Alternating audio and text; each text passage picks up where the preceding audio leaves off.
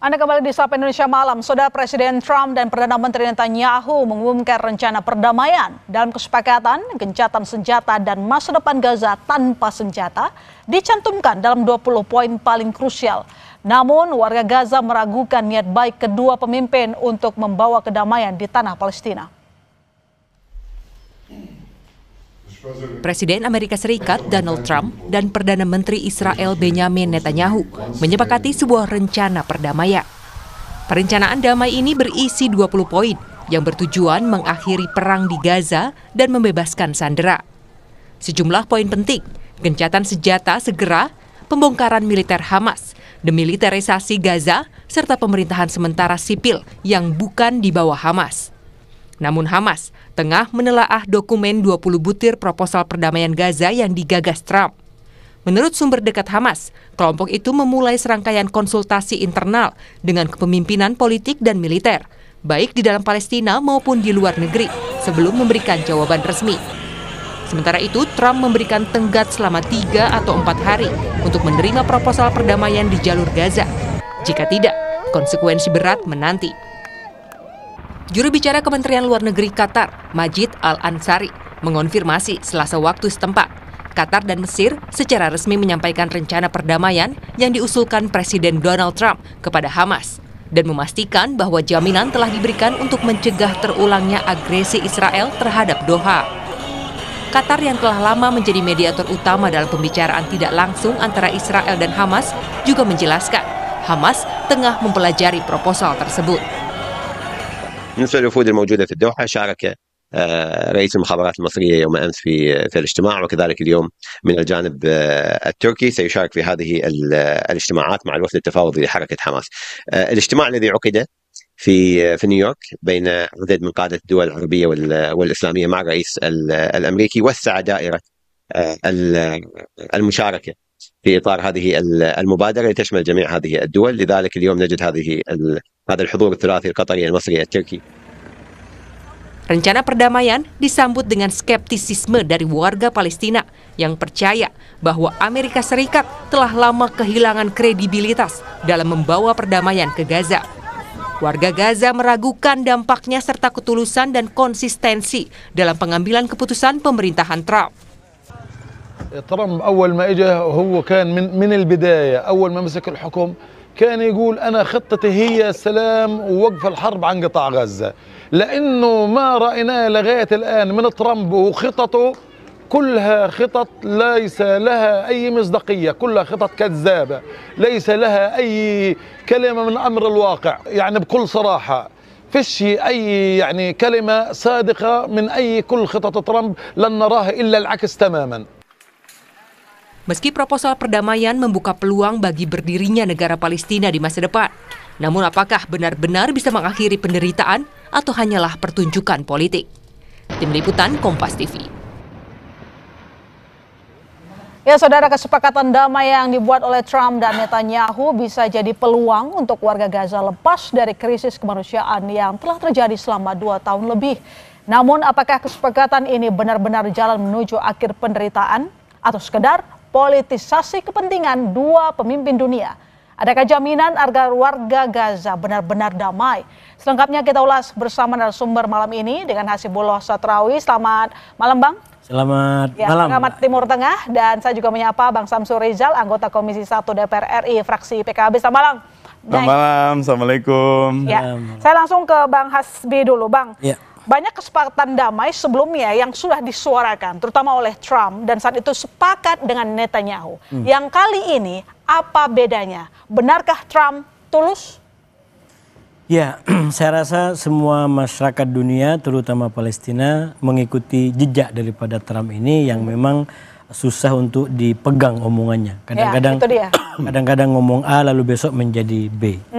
Tapi kalau kita amatin apa yang disampaikan oleh Trump pada tanggal 23 ini, proposalnya di depan sebagian pemimpin dunia Islam dan Arab, maka menurut saya minimal saya bikin 3 catatan, Kak Ilona. Yang pertama, betapa Israel itu mendapatkan pendukung sejati seperti Trump yang itu tidak dimiliki oleh Palestina.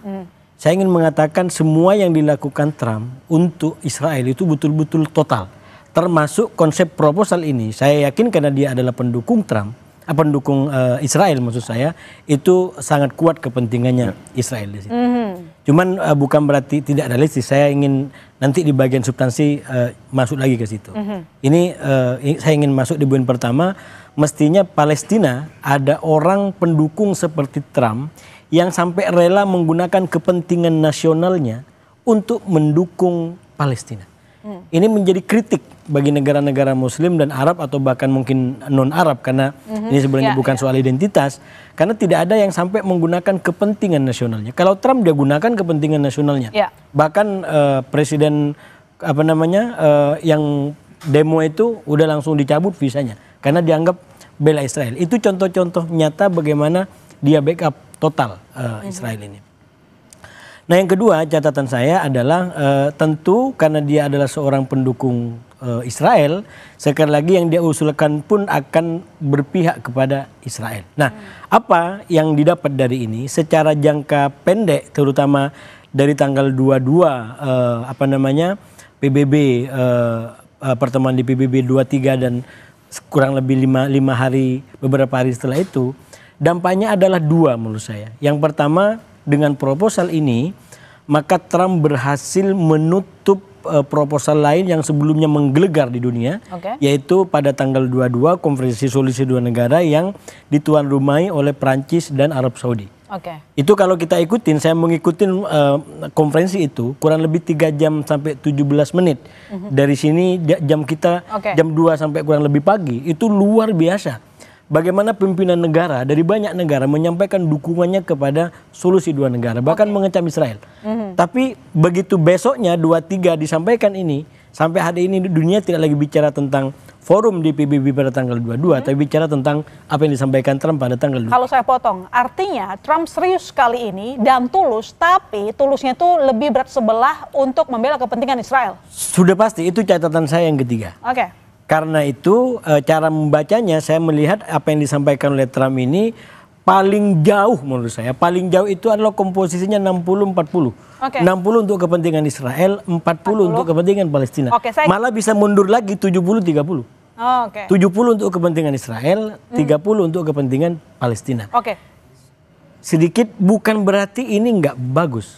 Karena sekali lagi dalam suasana kemanusiaan seperti ini, peluang seperti apapun tragedi ini bisa diakhiri itu akan baik. Jadi kalau saya singkat ini artinya memang ada harapan bahwa akan terjadi perdamaian. Saya ke Dang Ical. Sebenarnya posisi kita bagaimana sejauh ini? Apakah ini sebuah kemajuan atau justru kemunduran untuk perjuangan kemerdekaan bagi Palestina? Kalau saya secara pribadi melihat dan dalam kacamata diplomasi ini gula-gula. Gula-gula? Iya, gula-gula dan ini lebih banyak bikin sengsara, lebih banyak bikin rontok gigi. Manisnya sebentar, tetapi akibatnya panjang. Kenapa? Karena proposal ini proposal yang tidak mengakomodasi pihak-pihak yang berkepentingan. Proposal yang mengabaikan aspek yang paling fundamental dalam perjanjian damai, yaitu pertama pihak-pihak yang bertikai. Sementara kita tahu kalau Mahmud Abbas itu bukan hanya sekadar presiden Palestina yang menguasai semuanya. Ini Palestina bukan negara yang diakui satu pemimpinnya, tetapi banyak pemimpin, banyak faksi di dalamnya itu yang demi kepentingan bersama menyerahkan kepada presiden dalam penyelenggaraan pemerintahan sehari-hari. Tetapi faktanya yang menguasai militer itu bukan cuma presiden, ada banyak sayap, ada banyak faksi. Bahkan kemarin di konferensi perjanjian Beijing itu dari 16-an faksi itu 14 sudah bertanda tangan. Justru itu yang lebih menguasai de facto-nya. Secara administrasi memang presiden Palestina. Jadi dari 20 poin itu tidak satu pun yang mungkin menggugah kita bahwa ini untuk kemerdekaan Palestina. Iya, ini kalau Pak Hasib bilang tadi itu 60-40, saya bilang aja. Ini 50-50 tetapi 70-30. Kalau di Makassar itu ada istilah kita itu 50-50. Ya jadi kita bagi tetapi bukan bagi proporsional. Bagi itu hanya sekadar lip service itu 50-50, tetapi faktanya itu bisa jadi 80-20. Yang penting jangan menjadi 50-50 yang penting adil ya. Padahal 70-30 di mana adilnya? Di mana adilnya? Jadi Anda sendiri Adilnya sebenarnya secara tidak yakin dengan proporsional. apa yang disampaikan oleh Trump bahwa akan ada perdamaian. Ini sama saja dengan janji-janji sebelumnya mengatakan waktu itu di Juli, masih ingat kan? Di mana dia mengatakan akan ada gencatan senjata yang disepakati oleh Netanyahu, tapi kemudian baru diomongin langsung menyerang Qatar. Artinya Betul. tidak ada konsistensi. Menurut Anda yang ini konsisten atau tidak? Nggak mungkin konsisten. Nggak mungkin. Nggak mungkin konsisten selama tidak melibatkan semua pihak yang bertikai.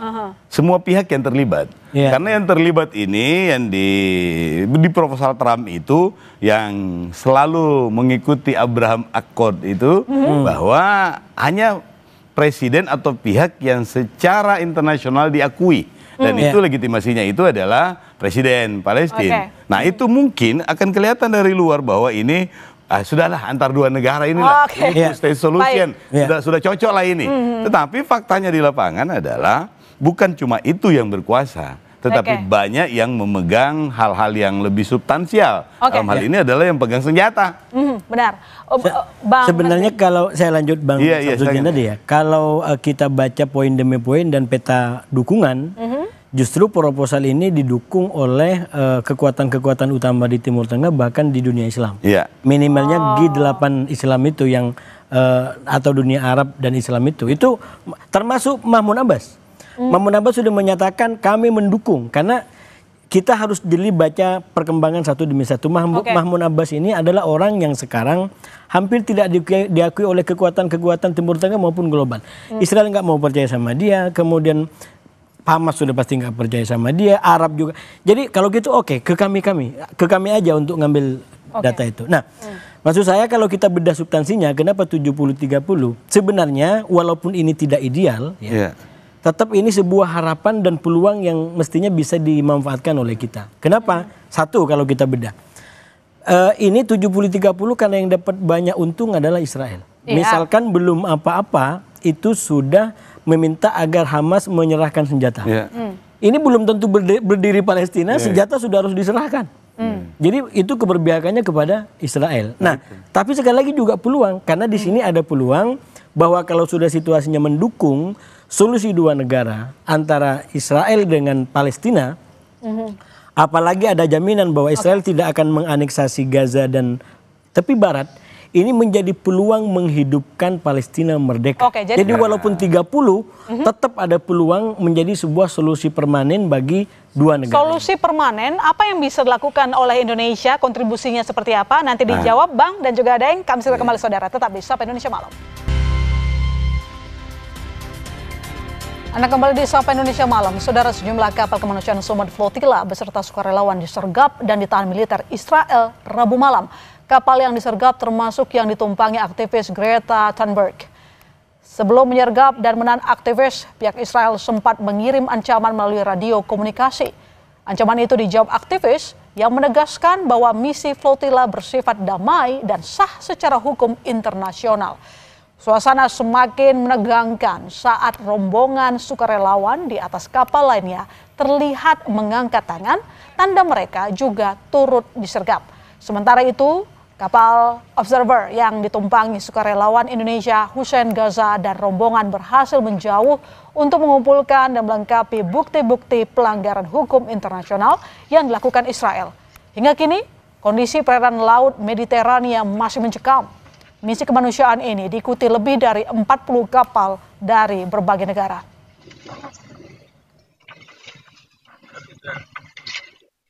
Assalamualaikum, laporan dari Global Somad Flotilla garis depan.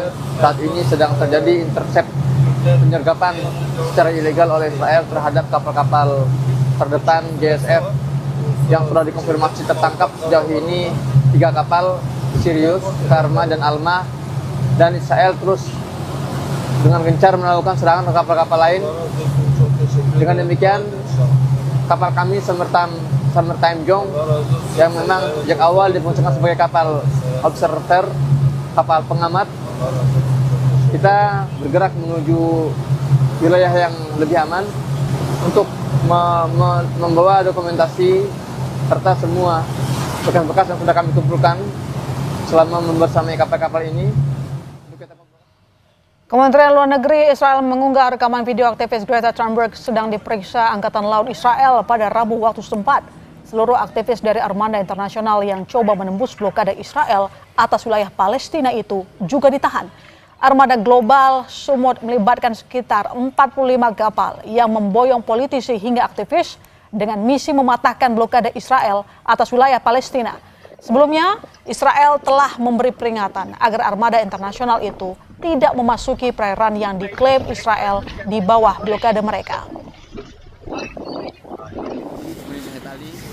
Yang bersiaga di sekitar Deng Ical, untuk memuluskan perdamaian yang sudah lebih dari 2 tahun, kasihan sekali saudara kita yang ada di Palestina, apa yang harus dilakukan oleh pemerintah? Bagaimana kontribusi kita bisa ikut serta untuk konsisten memberikan kedamaian bagi Palestina?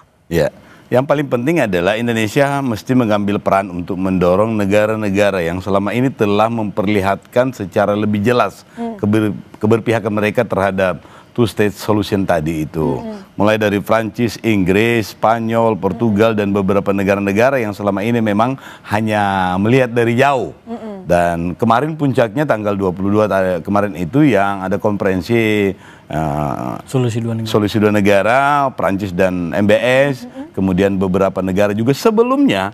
Beijing sudah mengumpulkan faksi-faksi itu, dan ini adalah pertanda bahwa pada dasarnya mereka siap untuk terlibat dalam proses ini. Oleh karena itu seharusnya seperti badan seperti PBB ini yang menginisiasi untuk melibatkan banyak negara. Bahkan terakhir Inggris ini sudah merelakan Tony Blair itu, walaupun juga karakter personalnya dia itu tidak dekat-dekat amat, bahkan bisa jadi menjadi anti Palestina, tetapi sebagai sebuah representasi internasional itu patut untuk diberi, patut untuk memberi harapan lah. Nah, yang ini berarti tandanya adalah tidak boleh ada negara yang kelihatan dominan, apalagi yang selama ini Israel minded seperti Amerika Serikat. Amerika Serikat ini menurut saya benar-benar hanya lip service ini untuk mengurangi tekanan apa yang dilakukan konferensi di New York, MBS Arab Saudi dengan Prancis. Soal Amerika kan sikap dia sudah jelas ya, sangat pro Israel dan keuntungannya tadi bersama Mas Hasbi. Tapi bagaimana dengan kita Indonesia, lalu kemudian negara-negara yang tergabung dalam OKI, kita tuh tampaknya juga nggak kompak gitu. Semua negara yang merasa memiliki kepentingan, karena dasarnya semua ini adalah konflik berbasis kepentingan.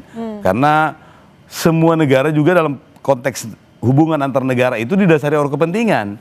Tidak ada yang tidak ada kepentingannya. Tetapi kalau kemudian dianggap ini adalah pemicu untuk, ya mudah-mudahan tidak terjadi ya, nauzubillah min zalik, perang dunia ketiga, maka semua negara jadinya berkepentingan untuk meredam konflik ini. Dan itu berarti beberapa kelompok negara yang selama ini juga memang telah memberikan perhatian itu harus bersama-sama untuk mengambil bagian dalam proses ini. Dan niat baik Amerika ini, kalau betul niat baik itu pasti akan membuka jalan. Nah di sini tandanya. Ya, Bang Hasbi, ada Tony Blair, ini sendiri juga tadi kita sudah bahas bahwa orang ini juga sebenarnya nggak bersih-bersih amat begitu. Yang kita tahu juga dia ada masalah soal Irak waktu itu.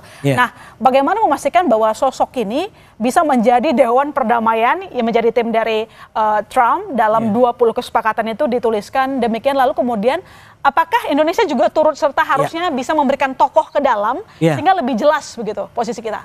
Ya, saya rasa memang ini pertanyaan yang sangat strategis tentang peran kita ke depan. Dan kalau Tony Blair ditanyakan kenapa masuk di situ, sudah pasti bukan karena paling adil, tapi paling bisa diterima oleh kedua belah pihak. Dan dalam konteks itu, walaupun kecil ini ada peluang, terutama melalui yang disebut sebagai Dewan Perdamaian, Daeng, menurut saya justru ini harus digunakan oleh Pak Prabowo yang menjadi bintang baru di tingkat PBB dengan pidatonya yang sangat kuat dirujuk oleh banyak orang itu untuk meningkatkan peran Indonesia, yaitu mengusulkan tokoh-tokoh yang bisa mengisi Dewan Perdamaian ini untuk bisa memastikan ide mengenai keluarga Ibrahim yang rukun ini bisa diperjuangkan lebih lanjut. Dan menurut saya kita nggak kekurangan nama-nama yang punya rekam jejak tentang ini semua. Misalkan kalau di pemerintahan ada siapa namanya SBY, ada Pak JK, bahkan keluarga Gus Dur yang kita tahu sangat diterima di kedua belah pihak. Entah itu Bu Nyai Sinta atau mungkin putri-putrinya, atau malah mungkin kalau yang akademisi, kalau beliau mau, menurut saya tokoh-tokoh seperti Romo Magnis yang kita nggak meragukan bagaimana beliau berjuang untuk perdamaian dunia, bisa diterima Barat dan Timur. Ini bisa di-endorse menurut saya oleh Pak Prabowo untuk satu, kita sudah makin naik dukungannya di tingkat global dan ini perannya makin strategis sehingga ide mengenai perdamaian dunia itu yang sekarang dibuka lewat proposalnya Trump, walaupun komposisinya 70-30. Kalau saya potong, proposal ini masih harus direvisi. Dan terbuka memang, mereka nggak mau kunci. Nah itu catatan saya yang kedua. Karena ini memang masih terbuka, menurut saya melihat perkembangan hari ini, 9 hari pasca pertemuan di PBB, Pak Prabowo terutama yang hadir di forum itu mestinya memberikan penjelasan lebih lanjut. Jangan ini menjadi cek kosong digunakan oleh Trump dan Netanyahu untuk memaksa Hamas menerima poin-poin ini. Karena ada kecenderungan menurut saya di hari ini Trump menggunakan pertemuan dengan G8 itu untuk menekan Hamas. Sekarang Hamas nggak punya pilihan. Dan Hamas tidak punya pilihan. Nggak punya pilihan. Karena merasa negara-negara Islam dan Timur Tengah sudah mendukung. Padahal sekali lagi ini belum dikunci. Jadi harus diberikan penjelasan lebih lanjut. Dan hari ini negara-negara Timur Tengah sudah melangkah ke sana. Jadi nggak mau menjadi cek kosong. Ini harus apa yang dimaksud dengan babi bu ini yang baik. Dan Ical, Anda sendiri sepakat tidak? Tadi disebutkan bahwa sebenarnya Hamas sendiri tidak punya lagi posisi tawar, begitulah ya. Mereka harus setuju karena negara Islam itu sudah menyetujui lah begitu dalam pertemuan saat itu. Jadi menyetujui untuk solusi dua negara, menyetujui untuk damai. Tetapi kalau mereka melihat 20 poin yang diajukan ini, tidak akan mungkin setuju. Tidak akan mungkin setuju dan memberikan effort yang maksimal. Kenapa? Karena mereka juga tahu dan kita juga tahu. Kalau soal pengungsi tidak selesai, kalau soal kompensasi ekonomi atau badan yang menjamin untuk ada proses rehabilitasi dan recovery, kemudian kalau faksi-faksi militer tidak dilibatkan atau tidak merasa terakomodasi kepentingannya, tidak bakalan ada perdamaian.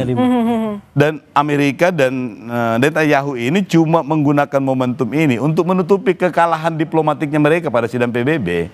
Karena kekalahan diplomatik ini luar biasa telaknya. Karena semua orang itu memiliki, semua negara itu akhirnya punya panggung dan itu menjadi momentum. Kenapa mereka menjadikan sidang PBB ini sebagai momentum untuk memberikan dukungannya? Karena desakan internasional, warga negara masing-masing itu sudah mulai terlibat. Australia nggak pernah bahkan cenderung mendukung Israel karena demonstrasi di kampungnya, di daerahnya, di negaranya. Mereka tidak mau mesti mengikuti keinginan warganya. Kenapa? Karena semuanya itu adalah election minded. Mereka juga punya kepentingan domestik. Kalau mereka tidak mendukung, bisa dijauhi sama pemilih. Iya, ini suara Deng Ical sama Bang Hasbi ini kan agak beda nih. Tadi mengatakan bahwa agak beda. Di mana beda? Beda. Anda optimis, yang seberang enggak gitu. Tapi saya punya pertanyaannya gini. Kembali ke yang sebelumnya pas gencatan senjata, seorang Trump tidak bisa mengendalikan Netanyahu. Bagaimana dia memastikan bahwa perdamaian yang kali ini bisa mengendalikan seorang Netanyahu? Saya ingin sampaikan begini. Tiga pihak ini, katakanlah Trump, lalu kemudian Netanyahu, bahkan pimpinan Hamas, ini punya karakter yang mirip-mirip. Ini pejudi kelas berat dalam pengertian tidak mau terlihat lemah di hadapan lawan. Sekarang posisinya adalah Netanyahu menggertak Hamas sekeras-kerasnya. Kalau sampai enggak setuju dengan proposal ini, jangankan sampai menolak, ngasih catatan saja, artinya Anda memang menerima untuk diserang lebih parah lagi. Itu seakan-akan begitu. Padahal pada waktu yang bersamaan Netanyahu sangat sadar, kita tahu kalau ini betul-betul diambil, maka Netanyahu pun bisa ambruk pemerintahannya. Karena orang-orang kanan di belakang tidak mau terjadi yang namanya solusi damai. Mereka maunya adalah aneksasi total, Gaza diambil, tepi barat diambil, dan hanya ada namanya Israel. Tapi sekali lagi ini cara orang untuk berstrategi. Nah Hamas juga sama, dia tidak mau untuk kelihatan lemah gitu. Karena itu dia menggunakan segala daya untuk tidak terlihat, sudah perang seperti ini, kenyataannya nggak ada yang bisa dibebaskan dengan perang oleh Israel. Semua sandera dibebaskan dengan perundingan. Nah ini yang dipertahankan gitu. Nah oleh karena itu menurut saya selalu sampaikan sebenarnya lewat solusi dua negara itu yang dimainkan oleh Prancis dan Arab Saudi, itu membuat panggung baru. Bahwa selain perang itu menuju kemerdekaan Palestina ada jalan lain, yaitu lewat pengakuan terhadap dua negara ini. Cuman sekarang dengan proposal Trump menurut saya itu peluang terbuka semuanya dan tidak pada tempatnya kita menggugurkan satu sama lain. Lebih baik kita dorong bagaimana peluang yang ada ini bisa mewujud walaupun kecil untuk perdamaian kedua belah pihak. Oke, Daeng Ical, menurut Anda sendiri, kenapa seorang Netanyahu akhirnya mau melakukan perdamaian kalau syarat-syaratnya tadi 20 poin itu diaminkan oleh Hamas? Yang kita tahu juga faktanya dia mau melakukan perdamaian setelah menyerang habis-habisan Gaza, lalu kemudian kita lihat contoh saja wilayah tepi barat sudah habis diambil oleh Israel. Ya. Yang pertama, ambil nafas. Karena tren saat ini tidak menguntungkan Israel. Sehingga ada momentum-momentum yang dikreasi. Ya. Nah, itu yang pertama. Yang ini minta tolong lagi sama abangnya. Sama pendukungnya. Sama pendukung setia. Pelindung. Yang kedua adalah proposal ini akan sangat bergantung pada apa yang terjadi malam hari ini. Dengan berbagai misi damai, ratusan misi kemanusiaan dan perahu yang mewakili negara-negara tertentu ini, dan beberapa negara juga sudah mengikutkan angkatan perangnya, dan ini adalah momentum yang bisa menjadi momentum yang positif untuk perdamaian itu, bisa jadi juga momentum negatif.